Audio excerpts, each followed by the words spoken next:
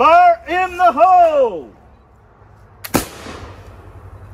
This is the Frank and Friends Show, a Seymour Smokies Insider Edition. Hi there, I'm Frank Murphy. I'm Catherine Frady, and we are here out at Marble Springs Historic Site, which is actually the location for Marble City Opera's upcoming production, Susannah. That's a lot of marbles. I know, Catherine. it is, and sometimes people think it's Marvel and they get confused. And yeah, Marble. Yes. No, not Marvel Comics. It's Marble, like as in Catherine's lost her marbles, to be out here with me on a hot summer day. Yeah. Well, your production of Susannah is coming up here on location. It's an immersive opera. When? It will be June 8th, 9th, and 10th Which is 7 p.m. Thursday, Friday, Saturday. That's correct. Oh, 7 p.m., by the way. That really messed me up because all the previous shows have started at a different time. I know. So my wife, I had to change it in the calendar, and we're like, oh. Sorry, there are bugs. Catherine, those are authentic bugs. I know. Those are state historic bugs. That's what those are. Because this is a state historic site, like you mentioned. This was the final home of Governor John Sevier, who was governor of the state of Franklin, which went away, didn't get the votes needed in Congress to even exist. And then when instead they created the state of Tennessee out of the land of North Carolina, North Carolina's Western Territory that apparently nobody wanted. Can you imagine that? That's sad. North Carolina thought it was too much trouble. Well, they were wrong, because we left Tennessee. Well, anyway, then he became the first governor of Tennessee. So, and they have every year, right around June 1st, depending on, what day. This year it happened to be 2 days later, Saturday, June 3rd. They had a Statehood Day celebration. That's amazing. And some guy, I wish I'd gotten his name, other than Governor John Sevier, all dressed up in his military vest, firing his rifle and telling us the life story of John Sevier and here at his plantation. In fact, I even got a brochure. Fancy. The Statehood Day brochure yesterday. And when you open it up, Catherine, not only do you have a map of all the things and the different activities, like the band, brand new box of matches that we saw and some others, when you open it all the way up, there's an ad. Look at that! Did you know? I didn't! I was counting on you not knowing. Marble Springs Historic Site. Love you guys. That's amazing. An ad right here for Marble City Opera's production of Susannah. So we're going to take a look around. We got some footage during the Statehood Day celebration. They had folks in costumes. They had a lot of authentic artifacts out and about. In fact, I even learned that where we're standing right now, these nails, the square-headed nails are the ones that are authentic, or at least made in the authentic style. Right. Because when they began mass producing the nails, they used round-headed nails. So the square-headed nails are the ones that are 1700s. I always get that messed up. 1700s authentic, so 18th century. Nice. And probably earlier. Yeah. Well, everything's going to be authentic, and Susannah too is going to basically be the same. We're all going to be in costumes and moving around the site singing. I play the role of Susannah. All right. Well, we'll learn more about the opera today on this special edition of the Frank and Friends Show. Without further ado, I give you the first and third governor, but who's counting? John Sevier. Thank you. Welcome to Marble Springs. How's everyone doing? Well. Yeah, good. Allow me to introduce myself. I am your humble and obedient servant, John Sevier. It's a great pleasure to have everyone come and visit me at Marble Springs. You can ask any of the neighbors and they'll tell you that one of my greatest pleasures in life is having people come out here to Marble Springs and visit with me. Now, I know some of you have been asking or are wondering, my regimental coat is 100% wool. So, it's warm, but it's not unbearable. Under that, I have on a cotton waistcoat or waistcoat, and then I have a linen shirt on under that, which is relatively cool. But I know you're all sitting out in the sun, so I'm going to do my presentation out in the sun with you. That way I know when it's about time to end. And if I do go too long and I pass out on the ground, my presentation's over. It's not rude to leave at that time.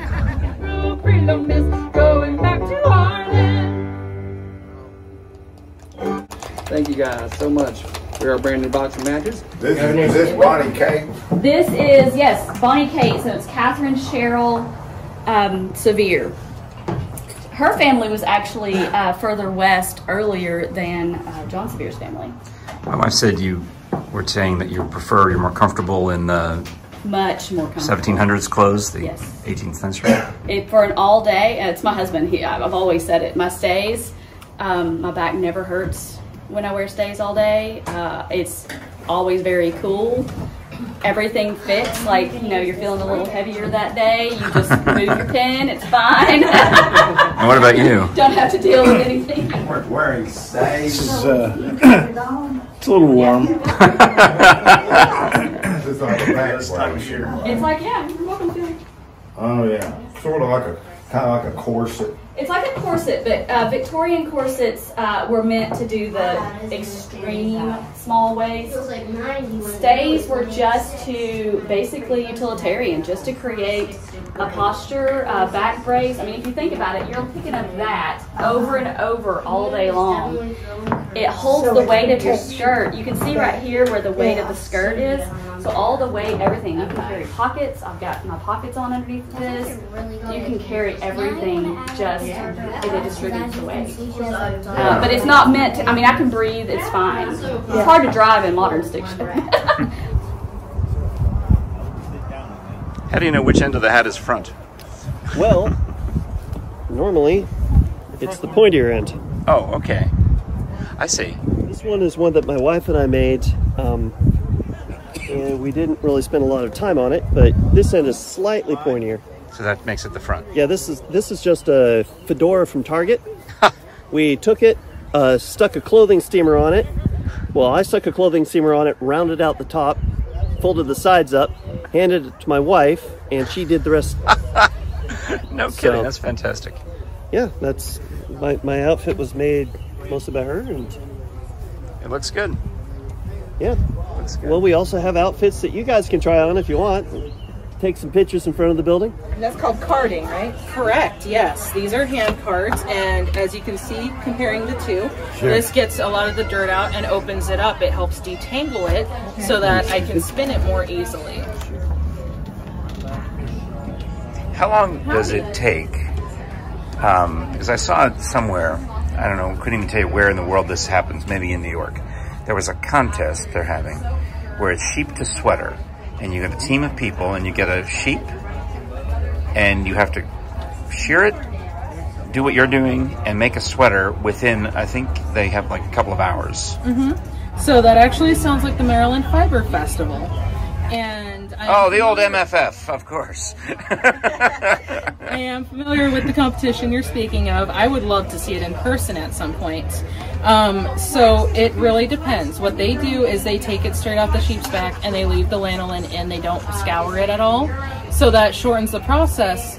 But the garment you're left with at the end has a lot of dirt trapped in it, and it can be very greasy. Right. What I have done with this is I've actually scoured it with hot water to get the lanolin out and the majority of the dirt and whatever the sheep might have rolled in. And so, I mean, it only takes me about an hour or so to scour it. I have to change the water several times because, as you can imagine, the water gets very dirty and greasy very quickly. The process for letting it dry can take much longer. So that could be, you know, a few hours to a couple days, depending on what the weather is. Yeah. If it's typical Tennessee summer and high humidity, it's going to take longer. But I mean, it just varying steps. I mean, it could take 100 hours to end up with a finished garment that has been woven. Well, thank you. What's your name?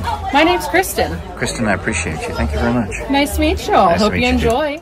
So we're here at the home of John Sevier, Marble Springs State Historic Site, and you're going to use this cabin, which happens to be where the bathrooms and the gift shop are on the other side of that wall. It's the only cabin with air conditioning, and so it's the backstage. I'm not going to say that I specifically chose it for Susannah's house because of the air conditioning. I hear you. But, you know, I am the diva. only character who gets the air conditioning. Now, remember when I called you prima donna and you were insulted? I meant it as a compliment because thank you. Prima's first and Donna is lady, so you're the first lady of the stage. And there we go. Plus, you're also the executive artistic director of Marble City Opera. You can pick whatever cabin you want. And I certainly did. So now you've already set, this is different than when John Sevier was standing here yesterday talking about his life and story. What have you done? Well, we're using some of the props actually that are from here. So like the rocking chairs and the table, but we're bringing in some of our own props and to help tell the story. Susannah is very religious, as is the town. But they are... Like David Crawford plays a preacher. He plays a preacher. Okay, so he would preacher. have a Bible to thump. So he would have a Bible. But, they're very fundamentalist. And Susannah is more of a thinker. So that's where they come into conflict. But she also really wants to travel. Like Ain't It a Pretty Night is all about, like leaving this little town and going someplace. We have all these little postcards, even of San Francisco. And so that's kind of comparable to the Little Mermaid singing. Yes, exactly. How she wants to go. Look at this stuff. Isn't it neat? And it's comparable to Dorothy Gale singing She Wants to Go Somewhere Over the Rainbow. Somewhere and it's comparable to Belle singing There Must Be More Than This Provincial Life. There must be more than this provincial life. Yes. Just like all of those. So I'm glad whoever wrote this opera, somebody Floyd, what's his name? Carlisle Floyd. Seems to know the basic beats of musical theater. Yeah. Ain't it a pretty night? Well, good. And I see you've got your flask, so you can start drinking early. This is for my brother. The character Sam is my brother. I thought your actual real-life brother had sent it to you. No. Joseph McBrayer is playing the role of Sam in the play. It's and he's my a brother. drinker. Now, here's something that was interesting. When Governor John Sevier had all of his stuff hanging around his neck, and he had, all the different, especially things to load his rifle, sticks and gunpowder and things. He had a water canteen that looked like we would consider it to be a flask. Oh, nice. But he used it for water. And he also used it, in addition to drinking it, would use it to clean his rifle. So just because you see a flask, don't assume that there's liquor in it. Yeah. You know? Well, in this case, there is, though. Speaking of liquor, though, John Sevier said that they went in colonial days, this wasn't even a colony, Right. They had trouble getting money from the British. They were withheld, so they ended up using whiskey. They would distill whiskey on site and use it as money. Nice. So they could pay for something with a jar of whiskey, and he said the best part, well, maybe he didn't say it was the best part. I thought it was the best part, is that let's say I give you a jar of whiskey, but the goods you've given me are worth less than a jar of whiskey, you can make change. That's fantastic. It's like, oh, no. I take some of that back. Yeah. Now you can have it. Yeah. Yes. That's fantastic. Well, good. All right. So maybe take us around and show us where else the opera takes place and where the audience will be. I will. So, Catherine, these are some of the other cabins here at Marble Springs. Yeah, so we're using them all in a really fun, immersive way. We have Susannah's cabin, which is centralized in the here, and the audience is going to be where we're standing. But we're thinking about tilting them a little bit, like putting them on an angle so that they can see that the McLeans, who are really mean, they live over in this cabin. And then the Otts, and then there's even another house a little further back that you can't see, but that's where the other couples in the show are going to be residing. And so they will be running up to the cabin during the action. And then this cabin as well will belong to one of the couples.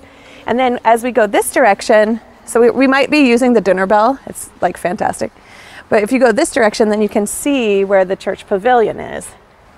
Will the audience have to pick up and walk up there with you? They will. So meaning me, I'm in the audience. Yeah, right? I have to walk up there? The first scene and the first scene of Act 1 and the first scene of Act 2 are going to take place up there. And then everything else will so we start up there. You start up there, come down here, have all of the rest of Act 1, then we'll take an intermission. Act 2 will start up there, and then we'll bring it back down here. Now, we're here on the day that you're loading in. Oh, I see. Look at this ingenuity. Yep. They've got a zip tie the umbrella. This is our fabulous maestro. Hello, fabulous maestro. Hello. I'm also FM, Frank Murphy. It's great to meet you. Nice to meet you, too. And Joseph McBrayer, who is playing my brother in the show, Sam. Oh, yeah, I heard you're a drinker. We all have our demons. Want me to ring it? Oh, gee, Catherine. You almost fell over. That may be the sound that you hear as we're getting ready to start the show. Ready? Go. Ooh, that's gonna be great. Yeah.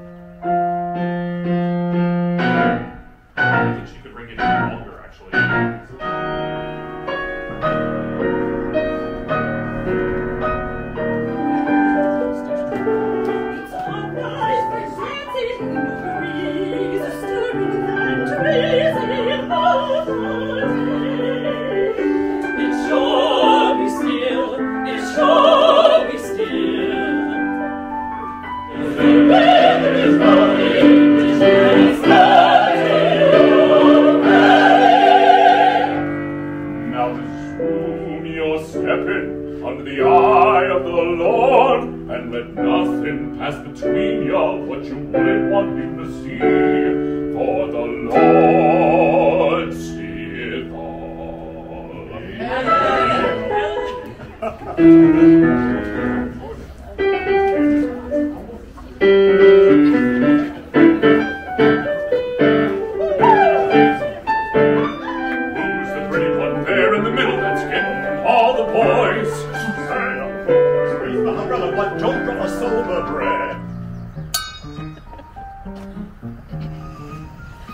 Was you ever at such a nice square dance, little bat?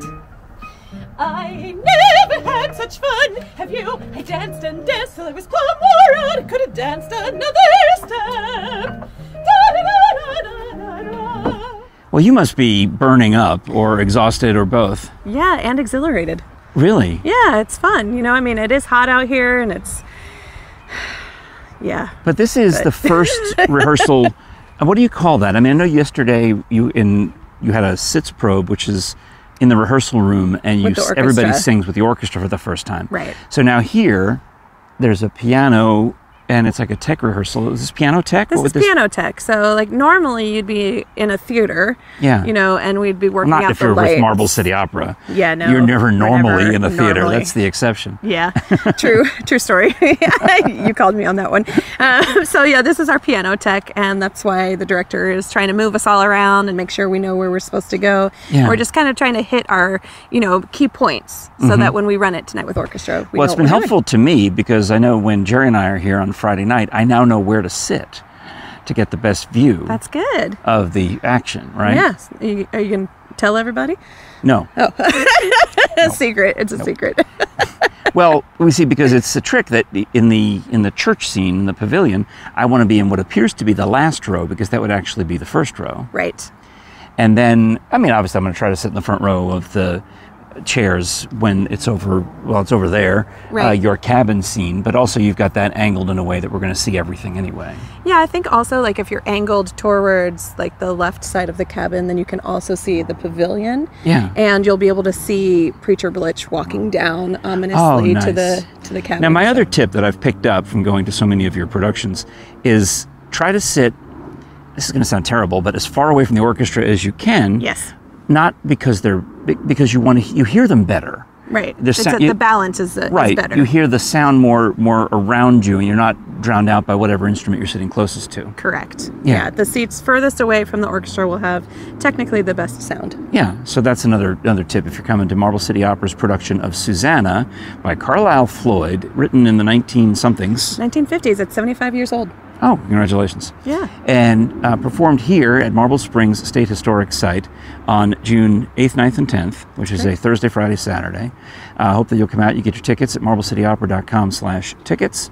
And also, just come experience all that John Sevier's home has to offer. You can learn about Bonnie Kate. Oh, nice. Oh, you hear about Bonnie Kate? I need to learn about all these people now that I'm Bonnie here. Kate was his second wife. Oh. With the story, though, I have to tell you real quick, is the fort was under attack. Okay. Right. The women are out milking the cows. Of course. When the fort is attacked. All the women get inside the fort except for Bonnie Kate. But she runs alongside. They have to close the gates because the attackers, the natives, are so close to her, right? So she's locked out of the fort. Okay. She runs alongside. John Sevier reaches over and hoists her over the wall of the fort and falls over, and she lands right on top of him. She later becomes his second wife. Bonnie Kate. That's amazing. Oh, Because the first wife died during childbirth of child number 10, and then had that first wife already died? No, not yet. Oh, okay. But then years later, when first wife dies, he's like, oh, remember that girl who I hoisted up over the fence, and she becomes fell wife on number me. 2, Yeah. and they have 8 children. Fantastic. So that's the story of John Sevier. I love that.